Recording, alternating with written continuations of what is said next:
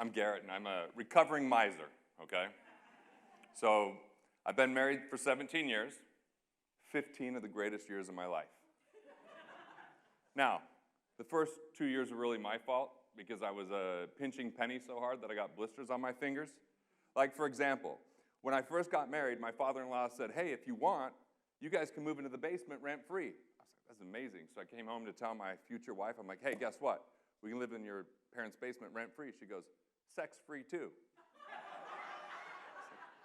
So I came up with a really minuscule budget so we could find a place. And I found there's actually a dangerous place to live in Utah. That's how low the budget was. I mean, even better, the first Christmas that we spent together, I had a buddy that had a phone case that he was trying to get rid of, and I bought it for $1 for her smartphone that didn't fit. Yeah, I was a miser, okay? So here's the deal. Where did this come from? Well, my great-grandfather lived in Italy, and in 1913, his wife got pregnant. And he was so concerned because they were living so below the poverty line that he truly was worried about putting food on the table. So what he did is they gathered as much as they could. She made a bunch of honey bread called mozzarella because it won't spoil as he goes over the ocean. And he gets onto a ship, gets to Ellis Island, doesn't speak English, by the way. They change his last name because they can't understand what he's saying, and he's so cross-eyed, I think they just want to move him on through. And so then he gets on a train, and that's how he ends up in Utah, of all places. Because in Utah, there were coal mines, and he heard that you could make money in coal mines, and there were some Greeks and Italians out there. So when he gets to Utah, it was just in time for a mine disaster, so he became a goat herder. And as a goat herder, he just kept saving up all he could while he lived in a tent. Still, hadn't seen his wife, his daughter had been born, had not met her, finally works in the mines, and after 7 years, gets them to come over to the United States. So with that bold move, he removed poverty from my family's life. But what we embraced up until I was born was the shackles of scarcity. And so if he could have that bold of a move, I figured then why not have a bold move to bring back purpose, living a life that we love, and really embracing that I think right now, no one shrinks their way to wealth. And all the problems that we face in the world today, all the problems we face, we have the resources and people right here, right now to solve it. But the problem is, we just haven't discovered the value equation, okay? So, why don't we just experience the value equation? If everyone will just close their eyes for a minute. I'll walk you through this exercise. Imagine that above and beyond everything that you already have, you get an extra $10 per month. Okay? Every single month for the rest of your life. What would you do with that money? How does that make you feel? What are you thinking about? Well, let's add another zero. Now it's $100.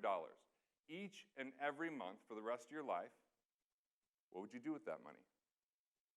What are you thinking about? How do you feel? Let's add another zero. It's $1,000. Every month, coming in above and beyond what you already have, what would you do? What are you thinking about? How does that make you feel? Let's say it's $10,000. Not one time, not for a few months, not for a year, but for the rest of your life, each and every single month. What are you thinking about? What would you do? How does that make you feel? Let's take it on up to $100,000. $100,000 into your life, into your account. No strings attached. What would you do with that money? How does that make you feel? What are you thinking about? How about $1 million? How about $1 million each and every month into your life for the rest of your life? What are you thinking about? How does that make you feel? What would you do? What if it was $1 billion? What if it was $1 billion? How does that feel? All right, you can open your eyes.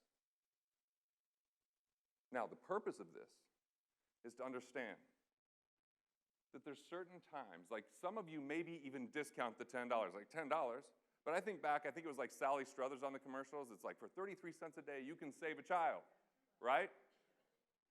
We get to 100, maybe there's different thoughts, but at what point Did your level of abundance go from survival and thinking about what it could do for you and shift to what you could do for others?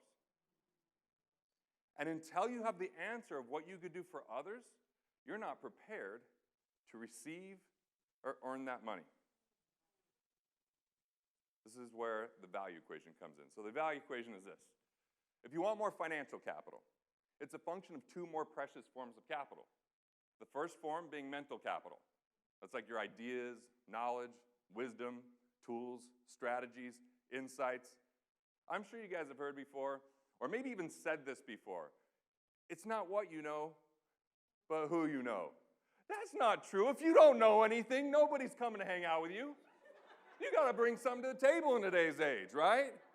Mental capital is critical. There's like 12-year-olds making millions of dollars opening gifts. Why? Because we're in a world now with the advent of technology where value creation isn't based upon your color and it isn't based upon your gender as much as it used to be. It isn't based upon the circumstance of where you were born. I was born in East Carbon, Utah.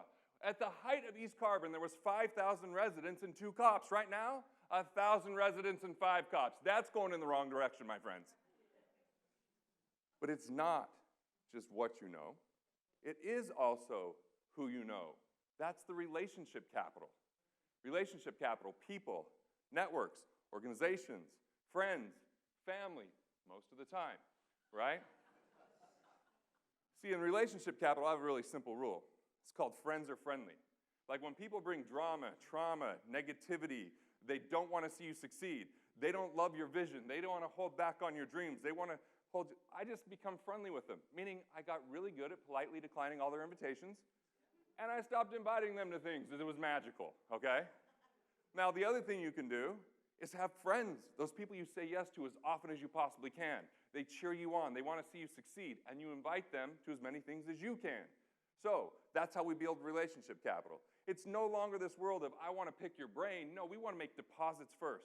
How do you make deposits? It's all about being resourceful regardless of your resources. So how can you be resourceful? We all have something to contribute and give. We all within us have something called our soul purpose, S-O-U-L. That soul purpose, it's your values, it's your abilities, it's your passions, which I'm not yelling, I'm passionate, just to make a clarification here, okay? It's your passions combined for your highest context of life. It's you when you're at your best. It's not what you do. Things you do are either aligned or not aligned with your soul purpose. It's who you are. And the question is there anything standing in the way of who you are? For most people, there's nothing greater than money. Money becomes their primary reason or excuse why they would do or not do anything. So we have to really contextualize this and say that financial freedom is not a state of having, but a state of being.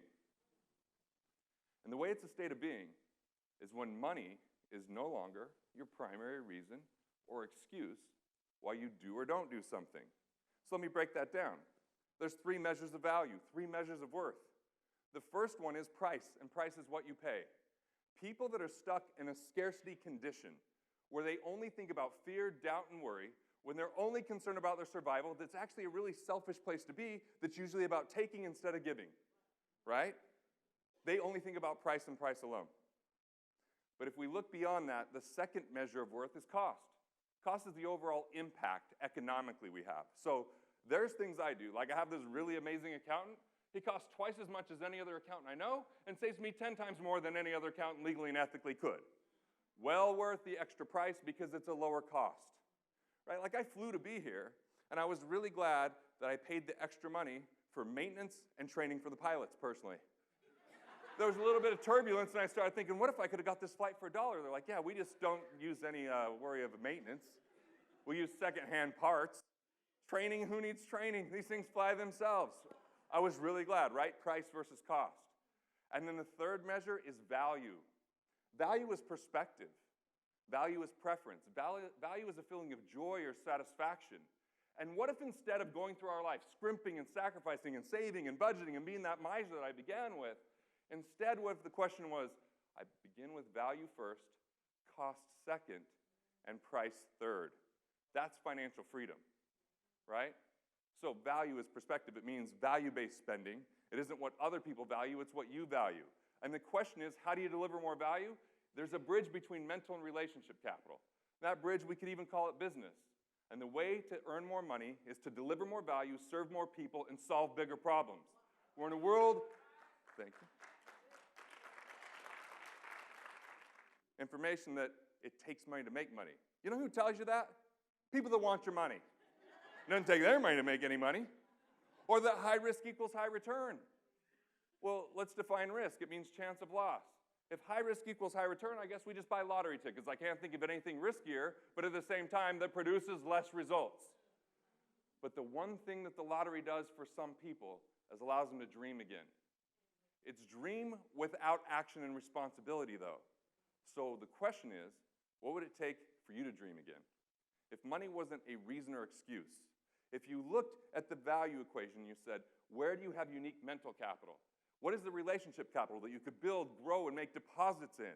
Spending time with people that want to support you, that are excited about what you do, that want to celebrate your wins, that come from a place of abundance, where profit is actually evidence of value creation, not the scarcity mindset that it's deception or coercion.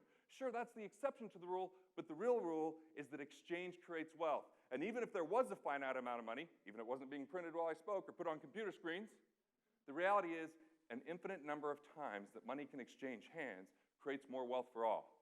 There's been this great lie that the world's about competition over cooperation, that it's all about what you can take rather than what you can give.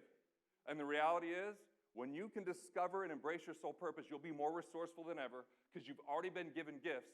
It's whether or not you're actually going to embrace them, use them, and deliver the value this world deserves to have.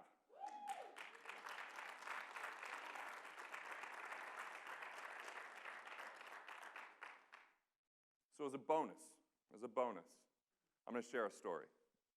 It was 2008.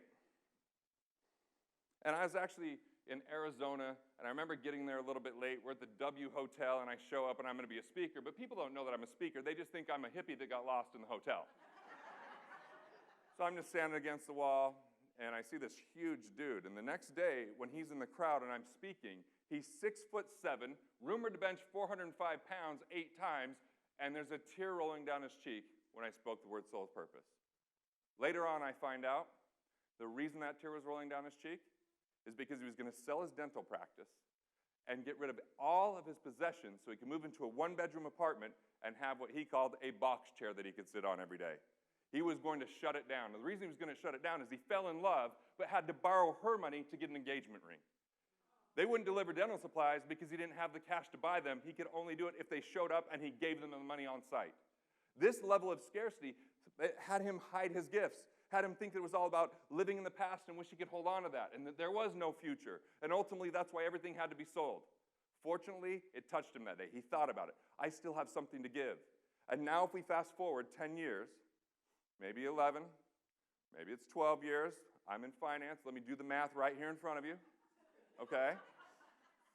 Last year, he went and bought a boat for CC Dock in Dallas, where at the end of the day, he can go shut it down and hang out, have a good time. He went from having a little house dental practice into an amazing lobby that I went to. I felt like I was in a Vegas hotel. Now he's looking at who are those other doctors that they're looking at what can they do. They feel lost. They're going to sell everything and take a bath, and they can't even live a retirement or anything like that. Instead, he's saying, I can help you. I can show you the way. I can pay it forward. And instead of fighting with his fiancée that now is his wife because he could afford to marry her because his accountant said, don't marry him. He owes $150,000 to the IRS, by the way. What a great accountant. The reality is, legacy is something that we live.